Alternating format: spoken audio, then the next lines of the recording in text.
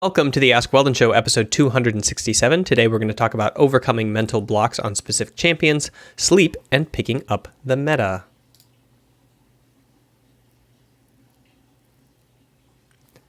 So today we have 4 questions from Aaron, Austin, Joshua, and Ulysses. We'll get into those. I'm sure you'll see them as the show goes along. For announcements, essentially, the big one is that I'm going to try to do live streaming of the show every day again. That would be weekdays. I'm going to try to stick to 11 a.m. So you can get it at 11 California time here on Twitch, and then it's going to be posted up on YouTube shortly thereafter. And so if you are watching this on the YouTube audience, twitch.tv/mygamesweldon. And if you want to submit a question to the show, it's done usually on Anchor. You'll hear how the audio is kind of submitted as a phone call in a way. Anchor.fm/Weldon Green, which is where the podcast is hosted. And there, Anchor.fm/Weldon Green, you can find all of the links, Spotify, Google Podcasts, iTunes, where you can get the podcast on your particular network or player. And get the link so that you can get new episodes if you just want to hear the show when you're commuting or whatnot. So I don't like to beat around the bush too much early in the show. Let's just jump into the first question from Aaron. Hey Weldon, big fan. So my question is, since everyone tends to view themselves favorably, how do you know if your self-confidence exceeds what you can really accomplish? Like, how do you know if you could be one of the best players or coaches in your field? What are the signs you look for? That is a good and tough question. I think self-awareness is a really important part of goal setting. The first and best indicator is to look at the people who are doing it and compare yourself to them. So look at the people who are successful in the task that you're trying to endeavor to do and see if you fit the mold, the cookie cutter shape of what they are.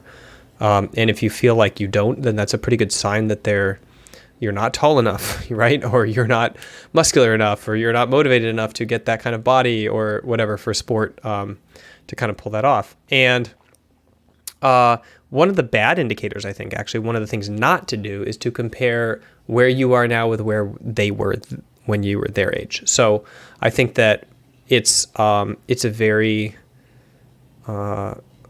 typical thing to be like, okay, well, when he was 16, he was already like a pro bowler or something, pro baller, and I'm not. I think that is a dangerous thing to do in a new field. So I think that that's a really practical thing to do in a field like singing or basketball or a well-established field like skiing or something like that. If you are like loads behind in a well-established field that starts young, then you can take that as a good indication that you're not going to hit that level. But if you do that in a field where late bloomers are possible, then you are you're not able to kind of like look through the mess of early focus and early prodigy and see the actual skills that are needed. For example, European football is or soccer is a really good late blooming sport where people have picked it up in high school or even after high school and played it for 3 or 4 years and then gotten to the pro level. So essentially, that doesn't mean that they didn't have like raw physical skills, right? But it means that a bad indicator to look at where you are when you're like 12 versus where another pro soccer player was when they're 12, and take that as an indication of future success, okay? So understand whether or not the thing you're looking at is an early bloomer and requires you to like sustain that early skill throughout your life. Like, for example, downhill skiing. There's some ridiculous statistic, like if you have not been in downhill skiing by the age of, if you haven't had skis on your feet by the age of 3, then your probability for being in the Winter Olympics in medal contention is like almost nothing, 0, right? Whereas that's not true for other sports, which you can diversify into, which require less specialization. So understand what you're looking at and understand whether or not the whole like where were they when they were this age indicator is accurate for you or not. Okay. And then look at the people who are doing it, compare yourself to them, see if you fit the cookie cutter. Okay. And then to get the meat of your question, essentially, like, when does your personal self-confidence get supersede your capability? I think it's better to not treat people as superhuman. So essentially to it's just a really good mindset to kind of like see the things that people are doing rather than the things that people are. Like, oh, they are this magnificent soccer player. They are. It kind of like you kind of like put people on pedestals, turn them into Marvel superheroes, and it's much more practical to examine the day-to-day tasks that go about these various careers. Like Billie Eilish, for example, people put her on a pedestal, and rightly so, herald her skill. But if you look at the day-to-day of how it is she built the skill set that she did in the family that she did with the support that she had, and the education in the entertainment industry and everything, then you can kind of see how she put together the person of Billie Eilish. Eilish. I don't really know how to pronounce her last name, actually. But I would like you to focus on those,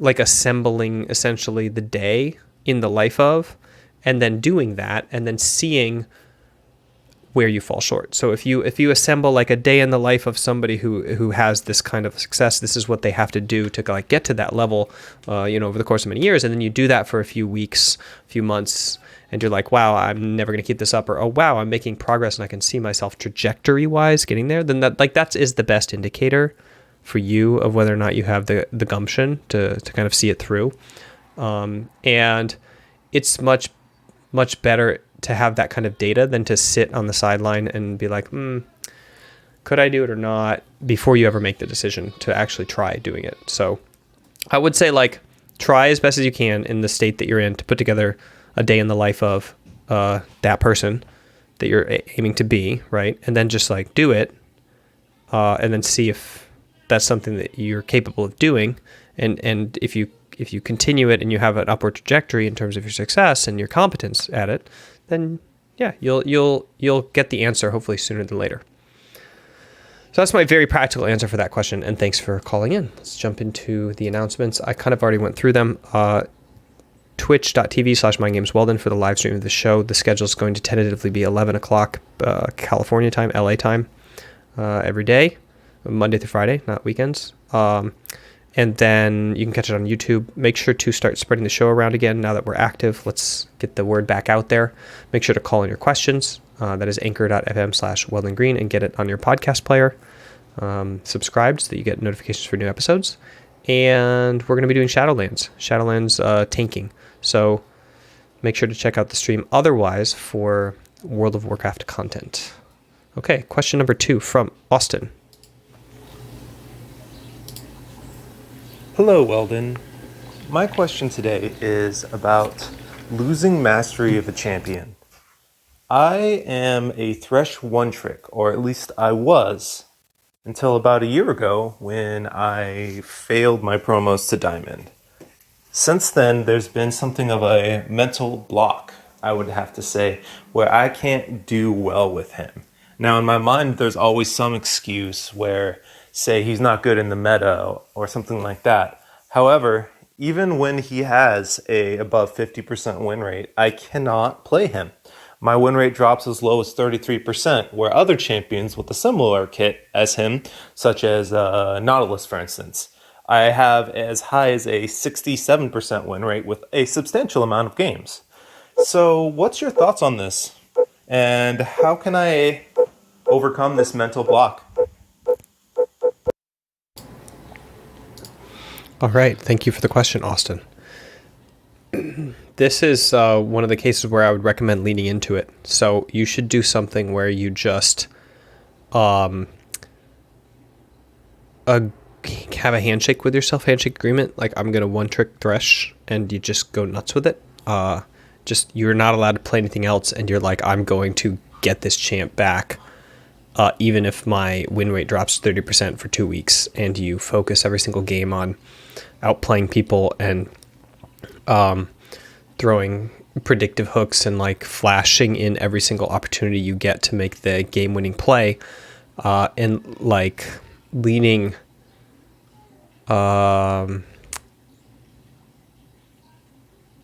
overcoming the mental block by erasing the mental block through pure volume. There's an issue with the brain where if you just avoid it and you have these like small indicators of what's going on, where you like play a game, you play like a game for a few days, and you start to see these patterns, right?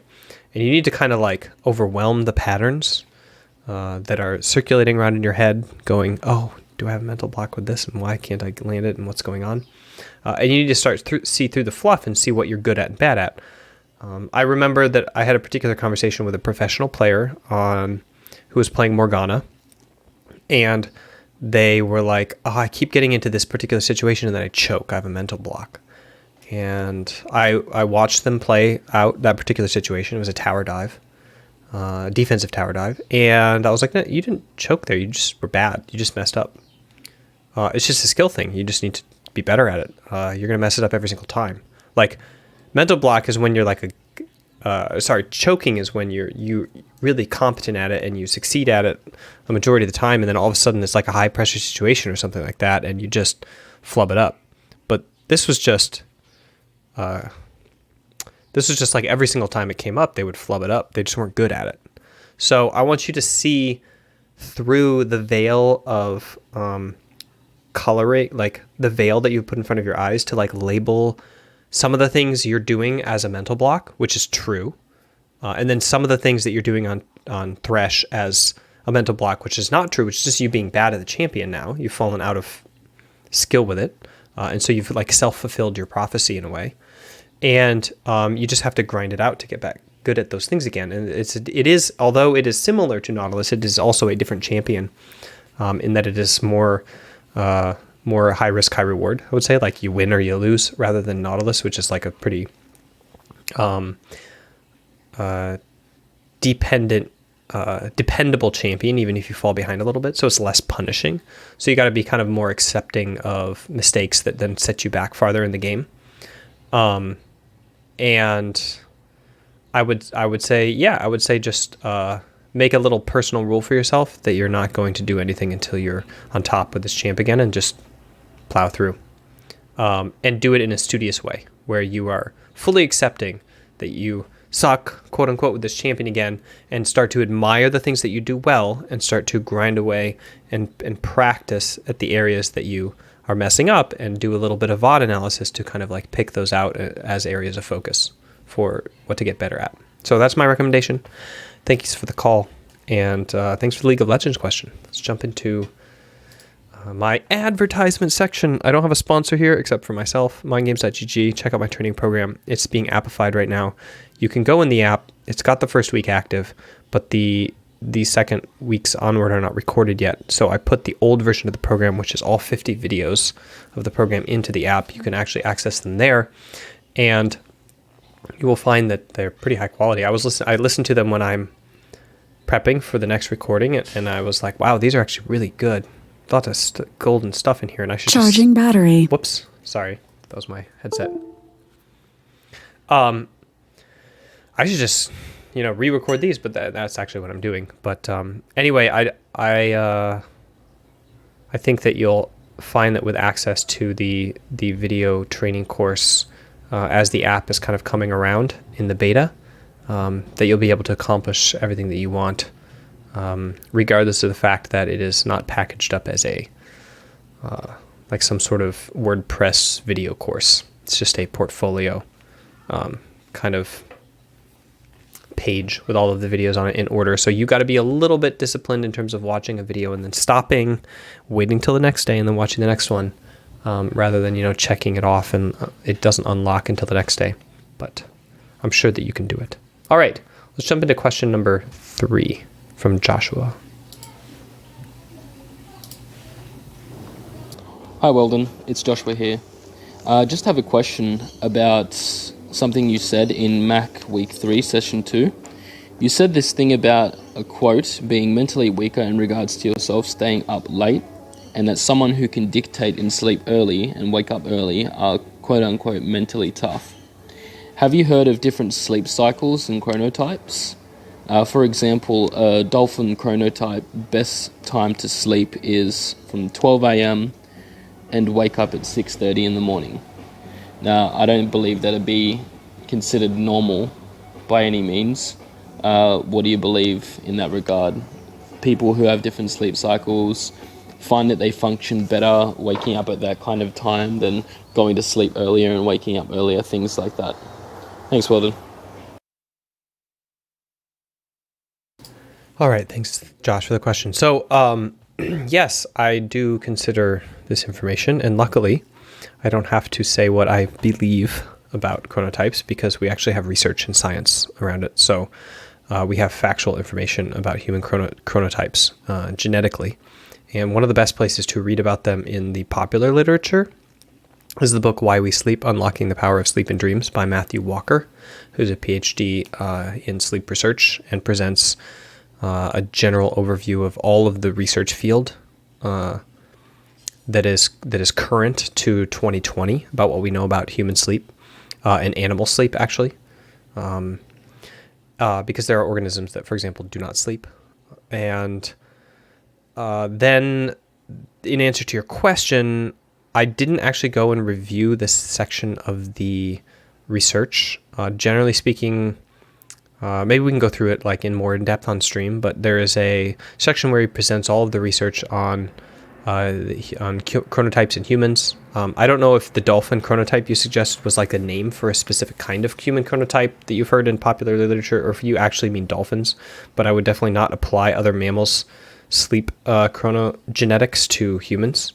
Everybody meaning every mammal or every animal is pretty specific in how it is that they have evolved their sleep and how their brain works when it ages. So I would say stick with the research on humans for this.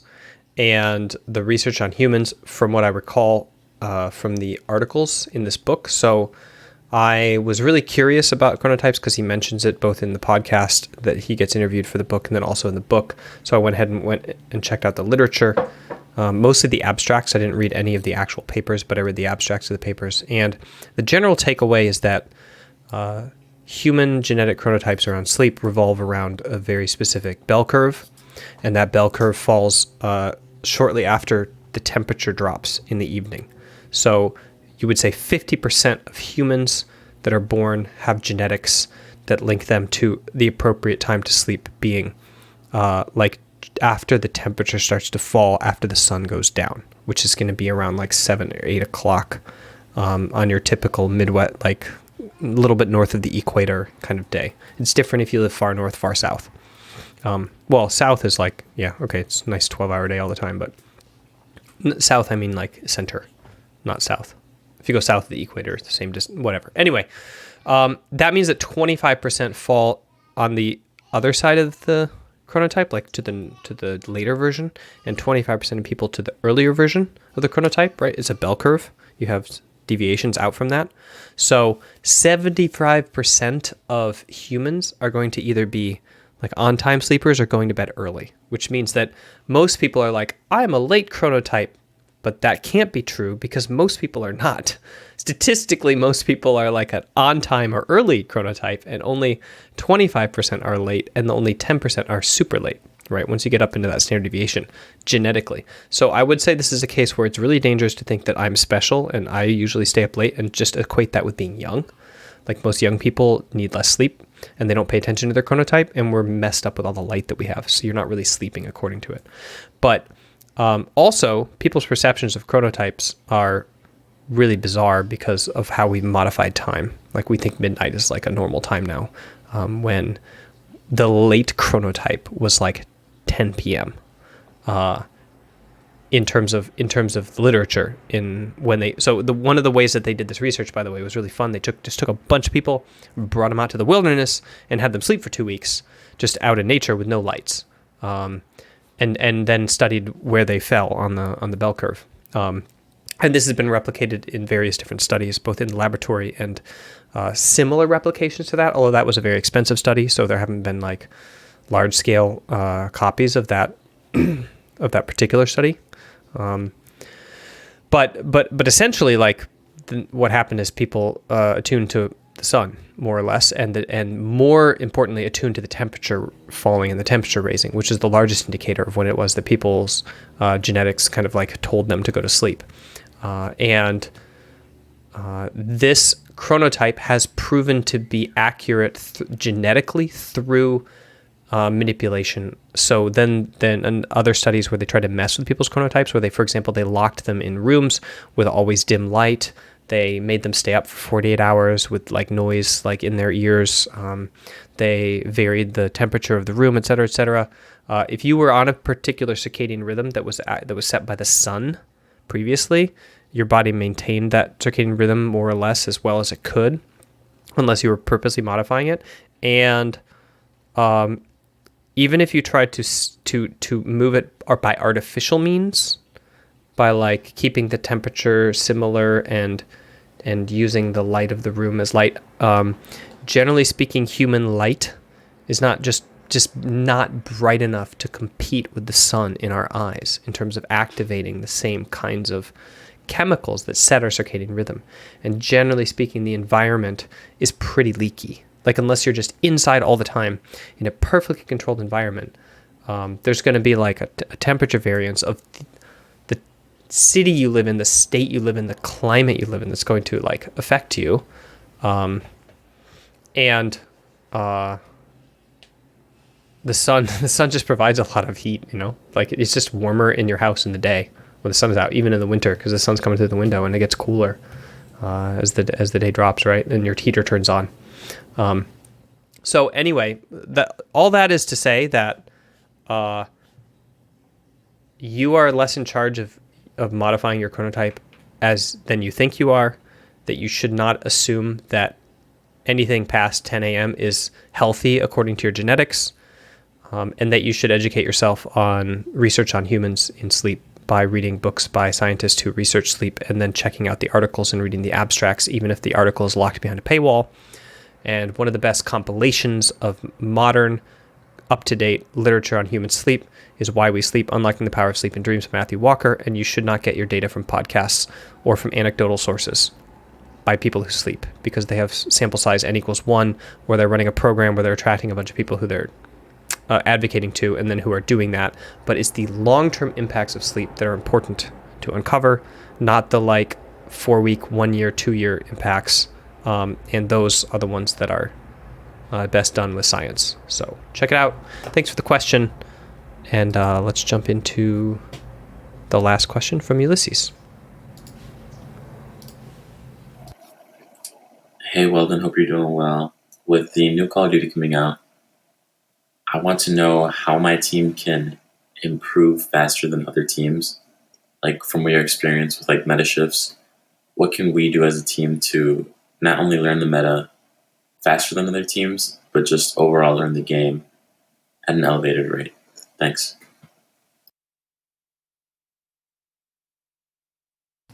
All right. So the question is specifically with the new Call of Duty, and this was actually, now we're at Modern Warfare, but I think when this question came in, it was, I don't actually know which Call of Duty it was. There's like so many Call of Duty games coming out all the time. But the question in general is, how does my team, with a new game is coming out, swiftly pick up the meta and then innovate and stay ahead of it? There's no easy answer to this, because from the system's perspective, the meta is going to congregate very naturally to the people who figure it out, and somebody's going to figure it out, and then it's going to be dictated by the power curve around what they have decided is the dominant way to play, and then somebody's going to work to counter that, or they're going to stick with it based on whether or not they're a rebel or they're a conformist. And then that's going to like kind of set the development of the meta and the speed of the meta development. And we know that somebody's going to invent the meta, but trying to decide to be the person to like set that or get onto it first is really challenging. You're just basically asking like, can I be the genius inventor of a theory crafter who like figures it out? And the answer is, I don't know. I know that one of the best ways to be a top team is to copy what the best teams are doing, is to be a fast copier rather than assuming that you're going to invent the meta. This is actually something that I told Perks on G2 in 2000, and this would be a League of Legends player back in 2017, I think, when I was working with them. I pointed out that it's kind of like a roll of the dice whether or not you're going to end up inventing the meta, and there's not that many genius and theory crafters who just like figure that out. And even if there are, they aren't necessarily the executors. Like somebody could figure out the meta, but just be really bad at playing, and not have the reaction speed to pull it off. This good example of this in singing is Bob Dylan, right? Everybody says Bob Dylan songs are amazing, but like he was not the greatest performer of all time. Other people doing his songs like kind of set the bar. So in sports, what that looks like is, genius coaches who come up with the best drills to train the teams, really excellent leaders who like can really set the meta for their teams as a captain, but just don't have the raw aptitude to pull off executing it at the same level as somebody who just is an executor, right? And just does that. So I told Perks, I said, like, it's great to experiment and to hope and to try to be the first person to figure something out. But if you want to be successful in sport, you need to be the fastest copier. You need to quickly notice what's working and then become the best at doing it faster than anybody else. So what I would recommend is that you study other teams and the way they play, and then you try to practice those ways of playing and see how quickly you can pick it up.